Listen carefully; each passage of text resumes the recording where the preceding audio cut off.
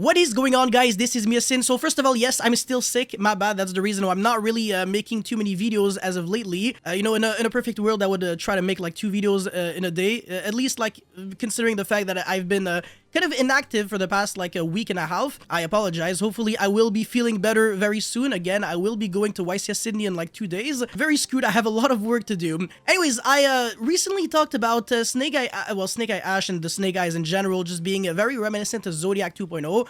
There's just so many different lines of play and options that you have at your disposal. You can play your deck as a mid-range deck, as a hardcore combo deck, or even as an FTK deck if you really want to, without denaturalizing the concept of the strategy too much. Like, you're still playing a real deck without really playing a lot of garnets or anything in your deck. It's still very clean, but if your opponent doesn't have hand traps, or you know, if you know for a fact that you can combo off safely because you got like Called by the Grave or Cross out, instead of actually trying to be interactive and back and forth with your opponent, you can straight up go for the kill turn 1. So yeah, today I will show you guys 2 very enjoyable and fun FTKs. That's exactly what the F in FTK means, fun. Hopefully you will be able to extract some nice little information out of this, and at least avoid all of this happening to you if you are planning on going to a tournament and you are not really sure on how to stop the FTK, because even though they're very powerful, that's what obviously FTKs are feared for, they're also very easy to stop, right? Because you usually have to go into like super specific lines of play, and if you know exactly where to hand trap them, then you will be fine. Anyways, before moving any further in this video, I would really appreciate you guys if you could smash the like and subscribe button. Thank you so much, it really means the world to me. And now let's get into combo number 1. So assuming that you've got Snake Eye Ash very specifically, as well as Diabell Star, and then 1 card that you can set on your field and 2 discards. The discards can be anything. Look at what you can do. So obviously, if the first play is normal summon Snake Eye Ash, I think I've seen this before, huh? Oh my god, well, hold on a second. This is maybe like the 10th billion time that someone does that this format, and then search the field spell, get the Oak, and then Diabell Star, discard your other card. So this is where you can clearly tell that this is in no way the same as the pure Snake Eye strategy. Usually they would try to discard maybe the Populace from the field, because you can also make it float, and then the Snake Eye Ash can turn itself into Flamberge, and then you can play from there.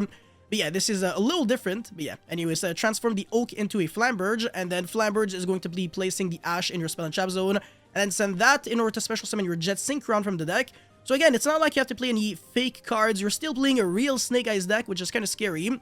And you can still play a lot of non-engine, and even your extra deck for the most part is the same. So what is going to really lead all of this to like an FTK? Well, it is the next step right here. You're going to be link summoning into Proxy F Magician. Very scary card.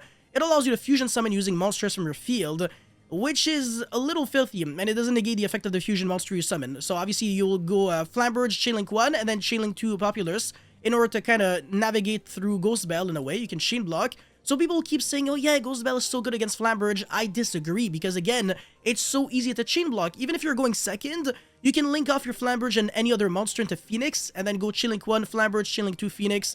Just like that. If your opponent's one and only hand trap is Ghost Bell, it's not going to do anything. Ghost Bell sure is alright if paired with any other hand trap, but again, that's wishful thinking. You have to assume the worst case scenario. You always have to assume that you only draw 1 hand trap, and that a hand trap has to be good. It can't just be alright. Anyways, back to the topic at hand. So the Proxy F Magician will, I'm so sorry. The Oak first will summon back the Ash, and then the Proxy F will fuse using the Jet Synchron as well as the Populace, or any monster that isn't Oak, so either the Ash or the Populace, in order to summon the Blaze Phoenix, the Burning Bombardment Bird. That is actually the name? Oh my god, I had no idea. Anyways, you will now be reviving back the Jet Synchron, and now we've got an interesting setup here. So you have to set a card first, and the effect of Blaze Phoenix reads, once per turn during your main phase, you can, by the way, it's a once per turn you can, not blah blah blah blah blah, you can only use this effect once per turn, so it's a soft once per turn.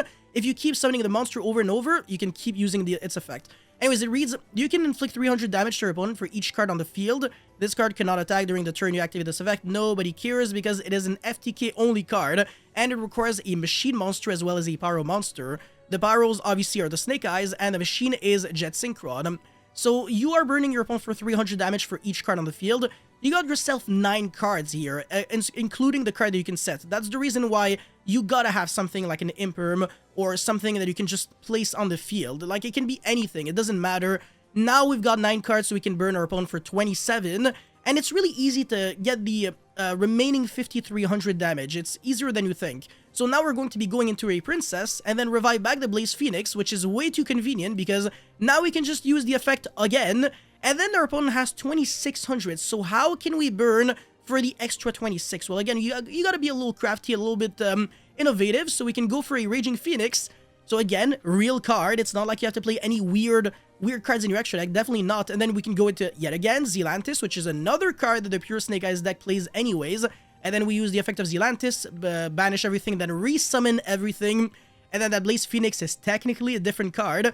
And then you can burn your opponent for 300 damage again for each card on the field. There's one less card, so you're not going to be burning your opponent for 27, but rather for 24. So let's go for the 2400 damage burn. Our opponent has 200 life points left. I don't think we can go for a 4th Blaze Phoenix burn, right? It's not really realistic. But yeah, by the way, so far the only weird cards that we need in the extra deck are Proxy F Magician and Blaze Phoenix. That's it, that's all. Everything else is very legit. But at this point, you can go Snake Eye Oak effect, send the Flamberge into a second Flamberge. So again, 0 unusual main deck cards at all. Everything is like the same, whether you're playing FTK Snake Eyes or Pure Snake Eyes. And this is where it gets a little crazy. So in order to burn your opponent for 200 damage, first of all, you gotta side in Cowboy for game. And then jokingly, no, I'm just kidding, you're going to be going into a Grave Dragon and then burning your opponent for 100 for each dragon in the grave. And there are 2 dragon monsters because of double Flamberge, and just like that, you can extend the handshake to your opponent and say, you know, that was a great game, was really back and forth, was really enjoyable, was a pleasure to meet you, was a pleasure to play against you. It was so fun, and I hope we can do this again. Just kidding, this was absolutely disgusting and not interactive whatsoever. Anyways, let's get into FTK number 2. Alrighty, so Snake Eye Ash is a 1-card FTK, but this time you do have to play some weird cards. Actually, is less weird than you think, because there was a guy in the YCS Las Vegas that played this deck at the tournament in the 3v3, and he actually did pretty well. So shoutouts to him and shoutouts to his team. But anyways, normal summon Snake Eye Ash, and then that's going to be getting you that Populace, and then you're going to be special summoning that, and then search your original Sinful Spell Snake Eye. And this is where it gets very interesting. So you go into Link Rebo, get the Populace, and then transform into a Flamberge. So obviously definitely much different than the first combo, because you're not really relying on like Oak and stuff like that. And then the original is going to be transforming the Populace into the Inferno Decatron out of everything, and then send the Saitsema. So you got yourself a level 8 tuner and a level 8 non-tuner. And wow, look at this, man. We can go into Phantasmal Lord Ultimatal Bishbalkin. Wow, what a fun and creative card. I've never seen this before. Oh my god, is it used for FTKs or something? Maybe yes, maybe no. It's just so stupid. Every single time I see this card, it's always like involved with like degenerate bullshit combos. Anyways, your Flamberge is reviving back your Decatron and any other monster, level 1 fire. So you might as well just use Decatron effect again, and then dump the Piatti, which is a level 6, so now we got the level 6 Decatron, doesn't matter. By the way, the Piatti is level 5. So yeah, now we're going to be linking off into Geonator Transverser.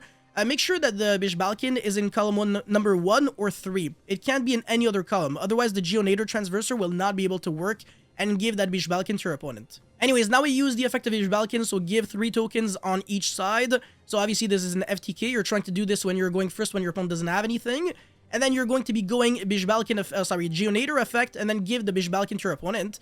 And then you're going to go Link Rebo, get rid of a token, and then link off the Link Rebo as well as the Geonator Transverser into Princess, revive back the Decatron, and then use its effect, send the Pachulia, Jesus, sorry. It's a level 4, so now Decatron is level 5, and then you can go into Raging Phoenix or any Link 2, whatever, it doesn't matter. Make sure that you still have a lot of cards on the field, because the Bishbalkin gains 1000 for each card on the field, each monster. It doesn't matter, so make sure that you're not like uselessly linking off your monsters, because you really want that Bishbalkin to have 8000 or more attack. Anyways, revive back the Piatti that we foolished before, and now we got ourselves 2 level 5 monsters. And yet again, what is the monster that we will be going into next? It's going to be a really stupid card by the name of number 33, Chronomaly Machu Mech. Very stupid effect. Once per turn, you can detach one Xyz material from this card, target one face of monster opponent controls, and inflict damage to your opponent equal to the difference between its original attack and current attack.